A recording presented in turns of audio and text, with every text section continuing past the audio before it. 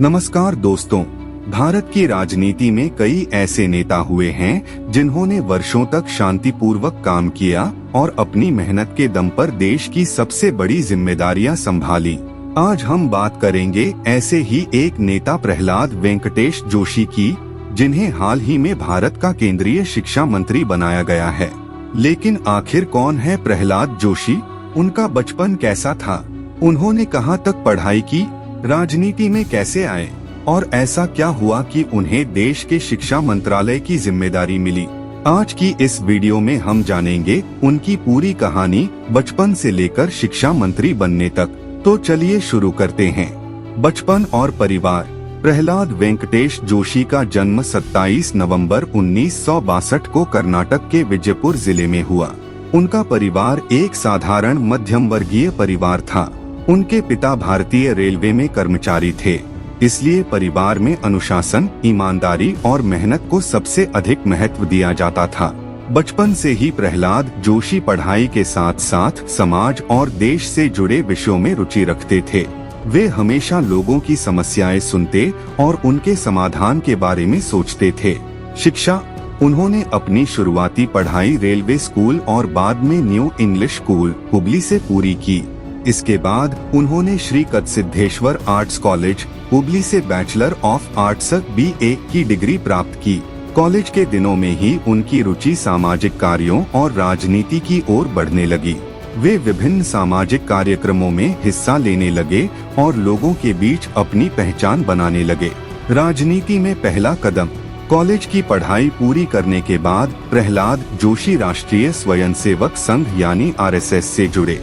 यहीं से उन्होंने संगठन में काम करना सीखा। धीरे धीरे वे भारतीय जनता पार्टी के सक्रिय कार्यकर्ता बने। उनकी मेहनत, ईमानदारी और संगठन क्षमता ने उन्हें पार्टी के बड़े नेताओं की नजर में ला दिया।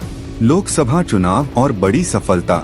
साल 2004 उनके जीवन का सबसे बड़ा मोड़ साबित हुआ। उन्होंने कर्नाटक की धारवाड़ लोकसभा सीट से चुनाव लड़ा और पहली बार सांसद बने।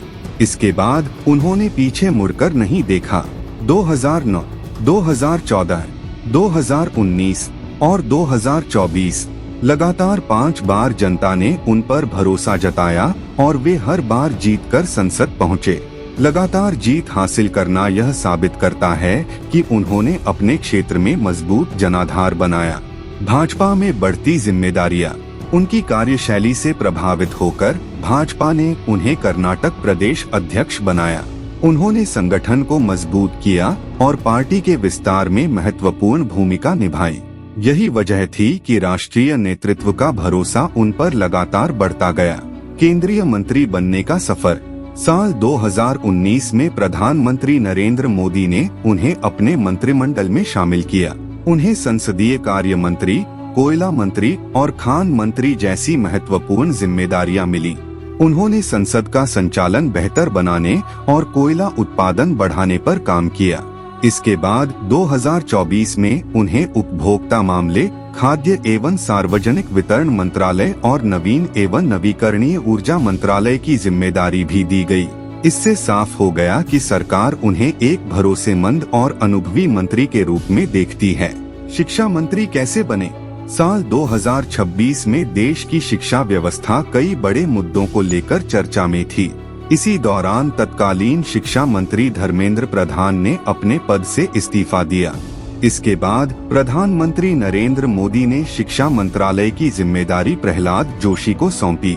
पदभार संभालने के बाद उन्होंने कहा कि शिक्षा मंत्रालय देश के भविष्य से जुड़ा हुआ है और वे पूरी ईमानदारी और जिम्मेदारी के साथ इस पद का निर्वहन करेंगे। व्यक्तिगत जीवन। अगर उनके निजी जीवन की बात करें तो उनकी पत्नी का नाम ज्योति जोशी है। उनकी 3 बेटियां हैं। राजनीति से समय मिलने पर उन्हें किताबें पढ़ना, भारतीय शास्त्रीय संगीत सुनना और क्रिकेट देखना पसंद है। उनकी सफलता का राज। प्रहलाद जोशी की सफलता का सबसे बड़ा कारण है अनुशासन, लगातार मेहनत, संगठन के प्रति समर्पण और बिना विवाद के शांतिपूर्वक काम करने की शैली। उन्होंने कभी रातों रात सफलता हासिल नहीं की। उन्होंने वर्षों तक संगठन में काम किया, लोगों का विश्वास जीता और फिर देश की सबसे बड़ी जिम्मेदारियों तक पहुँचे। दोस्तों, प्रहलाद जोशी की कहानी हमें यह सिखाती है कि अगर इंसान धैर्य, ईमानदारी और मेहनत के साथ लगातार आगे बढ़ता रहे तो एक साधारण परिवार से निकलकर भी देश के सबसे महत्वपूर्ण पदों तक पहुंचा जा सकता है। अब पूरे देश की नजर इस बात पर होगी कि शिक्षा मंत्री के रूप में वे भारत की शिक्षा व्यवस्था को किस दिशा में आगे ले जाते हैं। अगर आपको प्रहलाद जोशी की यह पूरी कहानी पसंद आई हो तो वीडियो को लाइक करें, अपने दोस्तों के साथ शेयर करें और ऐसे ही मोटिवेशन, सक्सेस स्टोरीज और राजनीति से जुड़ी रोचक कहानियों के लिए हमारे चैनल फोकस क्रिएट को जरूर सब्सक्राइब करें। मैं मिलता हूं आपसे अगली शानदार वीडियो में। धन्यवाद। जय हिंद।